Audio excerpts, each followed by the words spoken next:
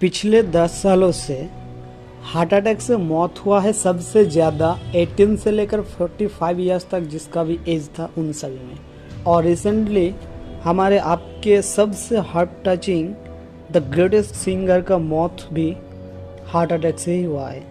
कलकत्ता में जब के सर परफॉर्म कर रहे थे, मतलब मैं बात कर रहा हूँ बेसिकली के सर की, क्योंकि तो आप सभी को पता है कि के सर एक बहुत ही ज़्यादा ग्रेटेस्ट सिंगर थे जिससे हम सभी का जो चाइल्डहुड मेमोरीज रिलेटेड है। तो इसका मेन रीज़न जो बताया गया है ना, हार्ट अटैक का, मतलब जो के सर का हार्ट अटैक हो गया था। और आप यकीन करो कि पिछले 10 सालों में जो हार्ट अटैक का रेट है ना, वो सबसे ज़्यादा बढ़ा है। इसमें जो 18 ईयर्स से लेकर 45 ईयर्स तक जिसका भी एज है वो सबसे ज़्यादा अफेक्टेड होते हैं। लेकिन सवाल ये है कि हार्ट अटैक युवा में क्यों इतना ज़्यादा दिखा जाता है, एंड अगर हार्ट अटैक हो जाता है तो उससे कैसे बचे और ये क्यों होता है, सबसे ज़्यादा इम्पोर्टेंट क्वेश्चन है। इसका क्या सिम्टम्स होता है, क्या रिस्क फैक्टर होता है, और आप कैसे पता लगा सकते हो कि हार्ट अटैक होगा या नहीं होगा।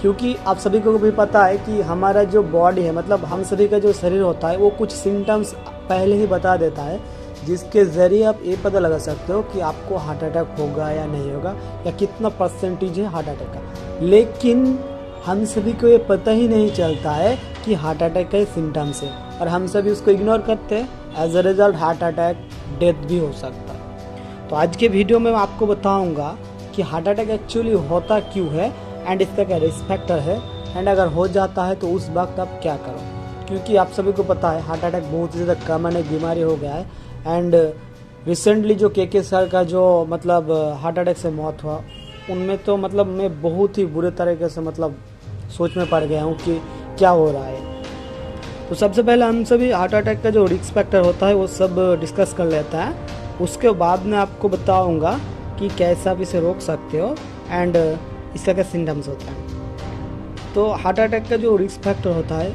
उनमें सबसे ज़्यादा जो नंबर 1 पर रिस्क आता है वो होता है हाई ब्लड प्रेशर। मतलब जिन सभी का भी हाई ब्लड प्रेशर है उनमें सबसे ज़्यादा हार्ट अटैक होने का पॉसिबिलिटी रहता है। मतलब रिस्क फैक्टर बहुत ही ज़्यादा बढ़ जाता है अगर आपका या किसी का भी हाई ब्लड प्रेशर रहता है। तो आप ये सब श्योर करो, एंड अगर आपका हार्ट को आप नॉर्मल रखना चाहते हो तो ज़रूर आप अपना ब्लड प्रेशर को चेक करवाइए एंड ब्लड प्रेशर को मेंटेन करने की कोशिश कीजिए। Blood pressure means high blood pressure को मेंटेन करने की कोशिश कीजिए।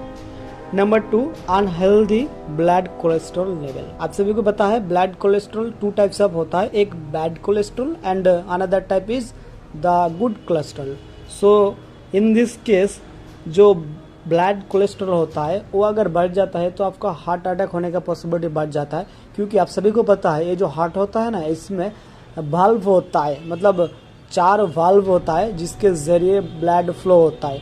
और एक कोलेस्ट्रॉल क्या करता है, वो सब जो वाल्व होता है उसमें जम जाता है और धीरे धीरे करके वो जो वाल्व होता है वो बंद होने लगता है या सिकुड़ जाता है। इसीलिए जो ब्लड फ्लो ठीक से नहीं होता है, हार्ट में प्रेशर बहुत ही ज़्यादा बढ़ता है एंड हार्ट अटैक होने का पॉसिबिलिटी बहुत ही ज़्यादा बढ़ जाता है। Number 3, diabetes patient. जिन इंसानों में डायबिटीज़ देखा गया है उसमें भी हार्ट अटैक होने का पॉसिबिलिटी बहुत ही ज़्यादा बढ़ गया है। एंड डायबिटीज़ एक बहुत ही ज़्यादा कॉमन बीमारी है। आप मान लीजिए 35 या 45 एज से लेकर डायबिटीज़ पेशेंट ज़्यादातर देखा जाता है, एंड डायबिटीज़ पेशेंट को हार्ट अटैक होने का पॉसिबिलिटी बहुत ही ज़्यादा बढ़ जाता है। Number 4, as.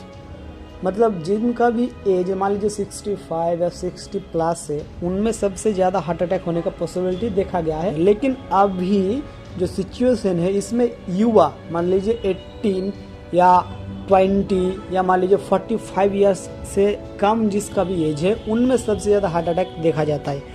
और इनके पीछे मान लीजिए जो सब मैंने आपको बताया ना रिस्क फैक्टर, वही मेनली रीज़न होता है। Number 5, gender.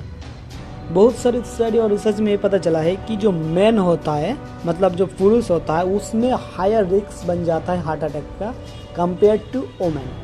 Number 6, life style. अगर आप सभी का लाइफ स्टाइल सही नहीं है, लाइफ स्टाइल मीन्स आप कैसा अपना लाइफ को जीते हो, क्या आप लाइफ स्टाइल फॉलो करते हो, क्या आप स्मोकिंग करते हो, अल्कोहल पीते हो, या आप ज़्यादातर ड्रग का एब्यूज़ करते हो, तो उससे बचने की कोशिश कीजिए। क्योंकि ये जो ड्रग होता है एंड जो स्मोकिंग अल्कोहल होता है ये बहुत ही ज़्यादा अफेक्ट करता है आपका हार्ट अटैक को। सो इससे बचो। Number 7, medicine.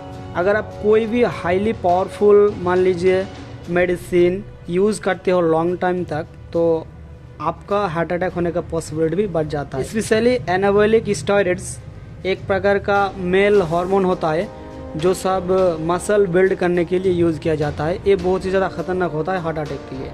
एंड और भी बहुत सारा chemistry therapy drugs such as doxorubicin and various type of medicine होता है जो बहुत ही ज़्यादा डेंजरस हो सकता है आपका हार्ट के लिए। तो इसीलिए इन सभी जो मेडिसिन होता है उससे बचो। And before using any types of medicine and drugs please consult with your physician.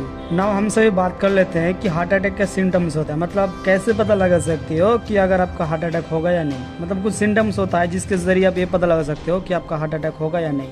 तो सबसे पहले चेस्ट पेन और डिस्कम्फर्ट। अगर आपको चेस्ट पेन महसूस हो रहा है या आपको डिस्कम्फर्ट लग रहा है तो एक बहुत ही ज़्यादा खतरनाक सिम्टम्स होता है हार्ट अटैक का। तो ज़रूर आप ये ध्यान रखो कि अगर आपका किसी भी वक्त चेस्ट पेन या आपको डिस्कम्फर्ट लग रहा है तो आप उस वक्त सतर्क रहिए एंड तुरंत ही कोई हॉस्पिटल या कोई फिजिशियन से आप कंसल्ट कीजिए। अगर आप बहुत ही ज़्यादा वीक महसूस कर रहे हो एंड आपको अगर डिस्कम्फर्ट लग रहा है, आप मान लीजिए आपको प्रॉपर वेंटिलेशन नहीं मिल रहा है, तो भी एक बहुत ही खतरनाक साइन होता है हार्ट अटैक का। नंबर 3, अगर आपका बैक नेक पेन हो रहा है या आप डिस्कम्फर्ट महसूस कर रहे हो तो ये भी एक सिम्टम्स होता है। Number 4, shortness of breath. अगर आपको ठीक से ब्रीथिंग नहीं हो रहा है, अगर आपका ब्रीथिंग प्रॉब्लम हो रहा है तो भी एक सिम्टम्स होता है हार्ट अटैक का।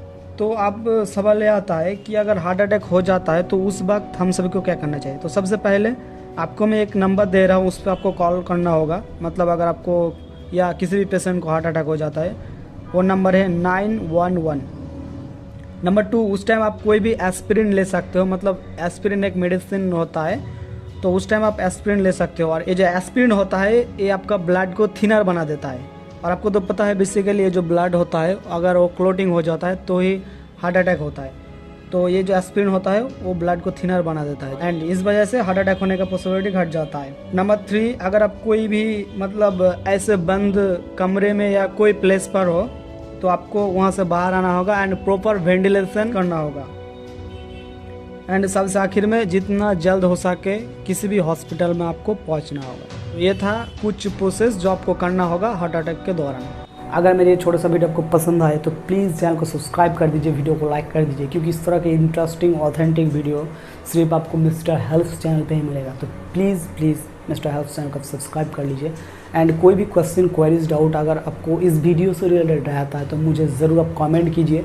आप इंस्टाग्राम पे भी मुझे क्वेश्चन पूछ सकते हो, इंस्टाग्राम आईडी में आपका डिस्प्ले में दे दूंगा। तो अभी तक इस वीडियो में इतना ही। ये वीडियो देखने के लिए आपका बहुत बहुत शुक्रिया। आपके साथ फिर मुलाकात होगी नेक्स्ट वीडियो में, तब तक के लिए बाय।